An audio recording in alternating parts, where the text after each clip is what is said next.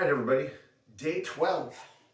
Day 12 of 22 push-ups a day. And why are we doing 22 push-ups a day?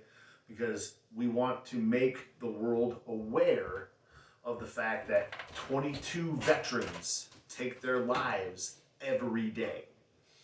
And we don't want to dance around that subject anymore. We don't want to pretend it's not happening. We don't want to bury our heads in the sand. We want to acknowledge this as a real problem, because until we do, we won't come up with a solution. We need a solution. We need solutions to this problem. So what is our solution? What I'm trying to do is raise a little money. Raise a little money for Mission 22, which is an organization that is trying to offer solutions, helping those who are struggling with thoughts of suicide, with the things that are precursors to those thoughts. Unemployment, depression, feelings of loneliness, hopelessness, all the things that veterans can find themselves suffering from when they get home. This is an organization that likes to help and address that kind of thing, community outreach, etc. So, what I'm doing is I've got the fundraiser going. And again, I'm blown away by everybody who's participated in that. We're at almost $2,000, $1,775, I believe, last time I checked. And again, I never thought we'd hit that point. And here we are. And we're doing a fantastic job. And I know it's been a hard road. I know it's been tough to continue watching these videos. It can be a little depressing. It can drag you down. It affects your mood. I'm sure there are many people who have said to me, like, hey, I am sad after watching some of your videos, but I also enjoy watching them. But that's just it. It's a sad topic. 22 of our nation's heroes taking their own life every day because they feel there is no other option. We need to provide other options. We need to provide help, assistance, financial assistance, housing, education, jobs. We need to help with their mental health, because that's one of the toughest things. I just find myself frustrated and angry, not at anybody in particular, not even at the system, but that we have allowed this to reach this point. And that there are so many people who feel this hopeless, and that I haven't done enough to stop that. And that's what I'm trying to do. 22 push-ups a day is not a big deal. Any one of you can do that. There's all kinds of modifications we can make to the push-ups, all kinds of different ways we can do the push-ups. I truly believe I can help anybody do 22 push-ups a day. That's not the point. The point is bringing attention to the issue of veteran suicide. So we're doing 22 days of not just push-ups, 22 days of talking about it, 22 days of putting it in your face, and more importantly, 22 days of trying to make a difference. So one of the other things we're doing beyond the fundraiser, which is doing great. Oh, let me come back to that. Fundraiser. Right now, we're sitting at $1,775, I believe. And as I mentioned, we have a anonymous, we'll say sponsor, who is going to match every contribution from day 11 to day 22, dollar for dollar,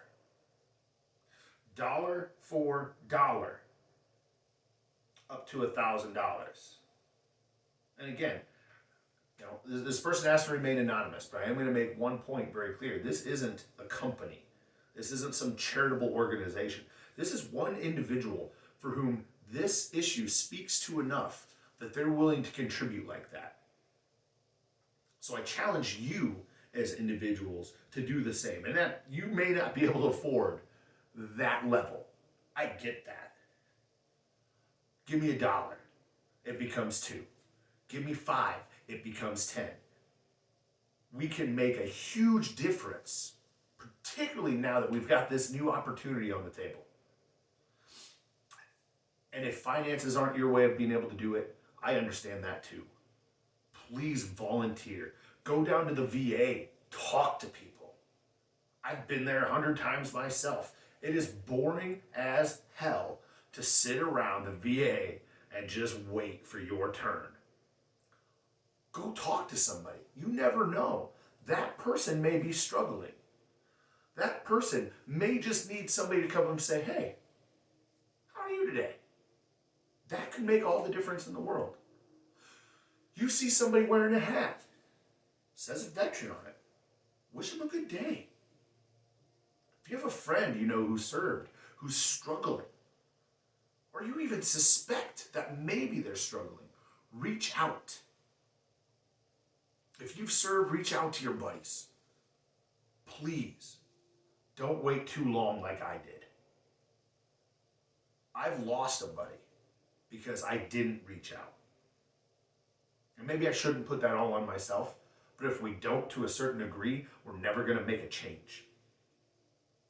So I'm going to take responsibility for that to a certain degree because I want it to stop.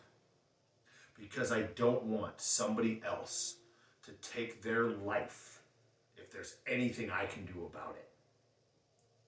And if you're struggling, if you're that person, please reach out. Like I said, there's organizations, Mission 22, 22 Kill, many, many others. Go to the VA, call the suicide hotline. Talk to your preacher or your priest or your rabbi. I don't know. Talk to your friends. Talk to your family. Talk to a stranger. Talk to me. Anybody. We don't want to lose you. Now, if somebody reaches out to you and you find yourself in the position to be there for them, I know that can be hard. That can be intimidating. That can be scary. That's a lot of weight to take on your shoulders. So that's what else I'm going to offer up. If somebody is talking to you and they're ready to pull the trigger and you don't know if you can handle that, if you don't know you can shoulder that burden alone, you can reach out to me too. Reach out for another friend. We don't do this alone. We don't make this change individually. We have to make this change together. We can do it. I believe in each and every one of you. We can make the difference. Now, what started it all? Not just watching a video and seeing somebody do 22 push-ups and go, I can do something with that. This fella right here. This painting that I made. Again, it depicts my first night patrol in Iraq after a overturned truckload of food created a riot. That's me. That's my buddy. We're going to talk about this fella. I'm not going to say his name, but I figure if I point and he's watching, he'll know who he is. So I like to share a little bit about my experience from time to time in these videos. This guy, good friend, I like that guy. We've hung out after we have gotten out. We used to have a lot of long conversations. In particular, we were both very into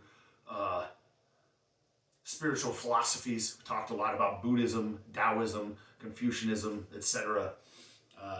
All while laying on top of a bunker or inside one, just seeking some time away from the tent. So we stayed in a tent with 8 individuals. We put up little curtains made out of sheets, essentially, to try and give us our own little private space big enough for our bunk and our foot locker, and that was about it.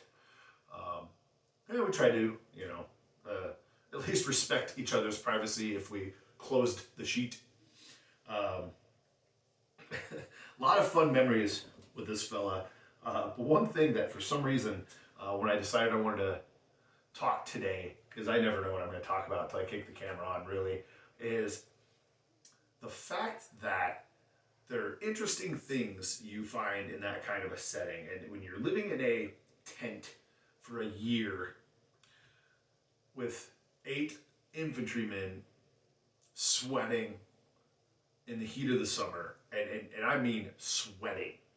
You know, when people would make comments like, oh, I'd sweat so much I could stand my clothes up in the corner. I could. So much salt would leak out of your body through your sweat that when it would dry, you'd have this white outline in the shape of the ballistic plate in your armor. And it would harden to the point where you could, on a really bad day, stand that sumbitch up in the corner. So, needless to say, there was no lack of interesting aromas. But one of the most interesting of those, this individual had a unique body condition in which his sweaty, smelly socks, which he loved to hang and hang dry out more or less in the open. Yeah, I'm calling you out on it. But they Cool Ranch Doritos. His socks smelled like Cool Ranch Doritos. He had Dorito feet. I don't get it. I don't understand it. But yes, Dorito feet. As long as we're talking about nicknames, let me share another one. I was Bear. And the reason I was Bear is we would, during our occasional downtime, we had a small basketball court made out of pallets laid in the sand and some plywood laid over top. I am absolutely terrible at basketball. Anybody who knows my sister knows that she's not very tall. She'll probably call me out on this. She's somewhere between 5'3" and 5'5", I would guess. Don't get mad at me if I'm wrong, because I don't care. And she used to school me in basketball growing up, and I'm 6'1", you know, so terrible at basketball. But we would play 4-on-4, because the squad of infantrymen is 9 guys. So we have one team versus the other team, and one person would sit out and then rotate in. So we're playing, or you know, maybe somebody was on leave. So we're playing 4-on-4 basketball, and I'm awful, but clumsy and physical-ish. I had to be told on more than one occasion that stiff arming was not okay. It was usually a pretty physical game anyway. Rebounds would oftentimes be a little shoving, maybe some knees are coming up, maybe a little of this. But it was almost a given. If we went up, I'm probably coming down in a manner where you're going to get hurt. I'm going to come down on top of you. I'm clumsy. I'm huge. Okay, so I am wearing Godzilla slippers, but typically, I've got a 15 wide foot. Nothing gets out from underneath this thing. So I don't even remember who I came down on top of. But I distinctly remember the moment where my squad leader essentially goes, "Damn, Leahy, you've got all the grace and majesty of a drunk grizzly bear." And from that point on, the name stuck. So, a little bit about nicknames and the 2 individuals depicted in this painting. Now, why did I talk about the painting? Let's get back to it. The entire point was I was going to auction this off for money that I would then donate to the cause. Well, I didn't realize the fundraiser was going to take off like it did. And in the explosion of the fundraiser, the painting kind of fell by the wayside until recently. So, I now have a second bid for the painting. The painting is now up to $50. Now, what was good is this particular person actually asked a couple questions which helped me out, so I can help you out. One of the questions is, if somebody outbids me, will you tell me? Yes. If you message me on Facebook, Twitter, Instagram, smoke signals, give me a phone call. If you know how to get a hold of me, reach out to me. If you don't, hit the comments on these videos. You know, any way you can think of, call a friend. Actually, I do believe the person who bid on this is bidding on behalf of a friend. So the bid is up to $50. I will figure out shipping. You tell me where it needs to go, I'll get it there at my expense. I want the money to go to charity. I don't want you to have to pay me anything. That's not the point. Yes, if you bid, I will use that source of contact to continuously update you when somebody else bids on the painting. Another question was, will you sign it? Now, this came about because a couple years ago I broke my wrist. No, let me rephrase. Many years ago I broke my wrist, but a couple years ago I found out it had been broken. Apparently, I'm going to guess around 7 years I had had a broken wrist and did not know it. It did not heal right. The bone started to rot. I had to re-anchor everything on this side of my hand. Had to have a chunk removed. So I was out of work for 4 months. Bored as hell. I needed something to do. So I took up painting. Now, most of my paintings were done kind of in my wrestling personality. They were fun. They were meant to be sold at wrestling shows. Just kind of something I did to entertain myself. This one had a little more meaning behind it. And I never intended to sell this one. Now, every one of my paintings has been signed. Except for this one, which I didn't know until tonight. And we're going to alleviate that right now, just so you don't have to ask again.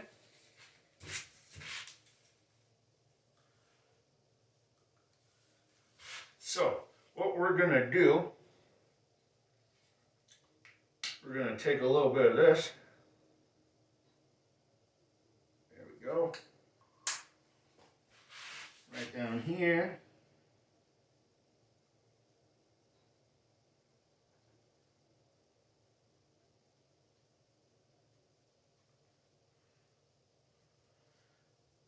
And since this is not a wrestling painting. This was not painted by one Justin Decent. This one was painted by former Sergeant Justin Lehue. That is who signed this painting. So, in response to your question, yeah, I'll sign it. All right. So, now that we had a little fun, shared a little story. Before we get to the push-ups, let's get back to reminding ourselves why. 22 people every day. 22 people just like this. Real people. Real men and women.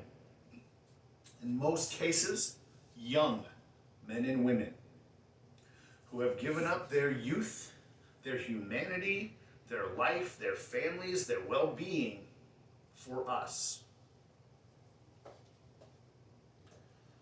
Without any ability to say, hey, I will do this, but only under these circumstances. No.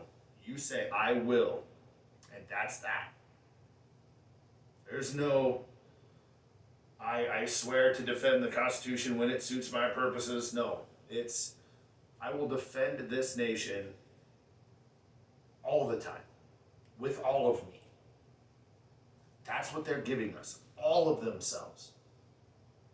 Not just physically, but mentally, emotionally, spiritually, everything about a person that makes them human, they offer up for us. And they come back. And a lot of that has been tainted, taken from them, destroyed. It's a horrible thing, war. Violence, bloodshed, death. Death of your friends, death of your enemies. Death of people who just happen to be in the wrong place at the wrong time. Two people who have never met each other fighting for somebody else's ideals. And again, that's not meant to be a political statement, but it's the reality of the situation. Our soldiers, sailors, Marines, and airmen don't decide when it suits them to go to war. They offer up themselves to a greater cause and are told when that time comes. And are typically fighting other people who also feel that they are making the same commitment to somebody else.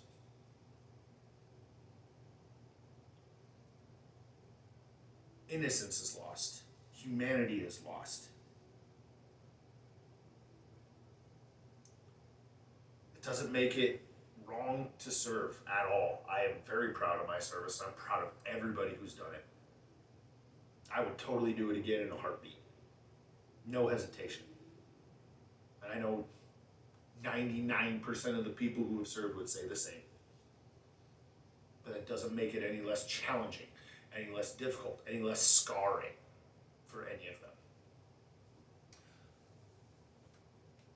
So we need to appreciate what it is they truly gave us. They didn't just give us a year of their life or a couple of years of their life, or maybe even 20 to 25 years of their life. They gave their life. Even if they come home alive, they gave their life because it will never be the same. They will never be the same. And that change is hard, traumatic, and it's not easy to fight through it alone. So let's not let them go through it alone. Let's be there for our veterans when they need us, because they've already been there for us when we needed them. So let's get to it. 22. And again, just change it up. You know, sometimes I have new methods, sometimes I don't. Sometimes I'm going to regurgitate some of the same. We're going to go wide again. Why? I'm just feeling it. Having a little bit of a shoulder issue today. So again, for those of you who may not have seen this before, if you go a little bit wider, recruits different muscle groups. It's a classic Army technique from the old APFT. I know they've changed. They've added deadlifts, which I love, medicine ball throws, weighted carries. Old school, push-ups, sit-ups, 2-mile run. I did push-ups great. I did sit-ups great. I don't like to run. Without somebody in green yelling at me, I'm not great at it. So, let's get to it. A little bit wider. Try to not slip on the slippers. 1, 2, 3, 4, 5, 6, 7, 8, 9, 10, 11, 12, 13, 14, 15, 16, 17, 18, 19, 20, 21, 22. 1 for every veteran that killed themselves today. I'm not tap dancing around the word. They killed themselves. We can do better.